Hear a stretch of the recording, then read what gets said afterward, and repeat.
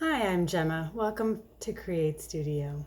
Today we're going to be making a bottle cap snake. So you're going to need a few different things gathered up, which I've included in a list below, and we'll get started. I'm going to take my dental floss. That's my string that I'm going to be using to string together the snake. And then I have bottle caps. So there are lots of different kinds. I am using some Snapple caps that I had gathered together, but you can use water bottle lids or bottle caps from like root beer bottles or lots of different kinds. It's great when they're roughly the same size in terms of like diameter, so that when they stack all together, they are kind of uniform. If you do like a bigger one and a little one and then a bigger one, the little one gets lost inside the big one. And then you're going to just string them going in the same direction. The other thing we're going to want to have, of course, to be able to string them is to have a hole in the top of your cap. So I made my hole by using a nail and just a hammer to hammer this through. So this is a fun activity I think parents and kids can do together to make the holes in their snakes. And the nice thing about dental floss is it's a little stiff, it's pretty sturdy, and it easily goes through each of the bottle caps.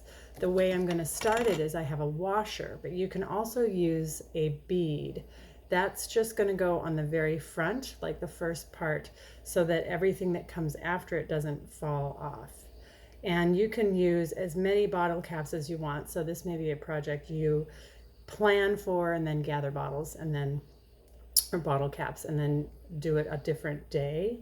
So I'm just tying a couple of knots into the end of my string. So I have my washer on there, and that could be the front of your snake. And then I'm just stringing, and I'll just demonstrate a couple putting them on. So it's like stringing a necklace. And then you can use your imagination and your ideas to do the rest. I did save one or two, a bigger cap to put on the end. Some caps, like this plastic one, when it's a firmer plastic, they can split when you do your hole punching or hole making. So now we're getting a nice stack. I'll just do the ones that I have here. I have about 8 or 9 gathered.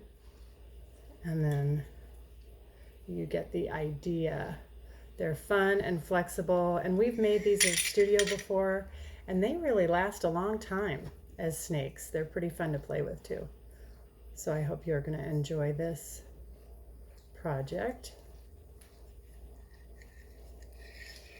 Okay, I'll just do this many for now so you get the idea. And then I'm going to use, I think, my bigger cap. I also have a smaller one, but I think, like I told you before, it might get lost in the end.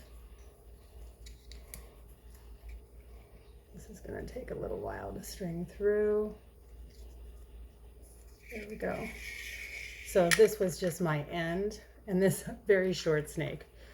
And then you're just tying off your end. You can put another bead. In fact, that's a really good idea at the very back, so that your snake, and you can make it nice and long and it'll keep moving. If you keep your string a little loose, then the bottle caps can slide a little bit and have some space for flexibility. I hope you enjoy this idea today and gather your caps to make a nice snake at home. Have a great day, and we'll see you next time.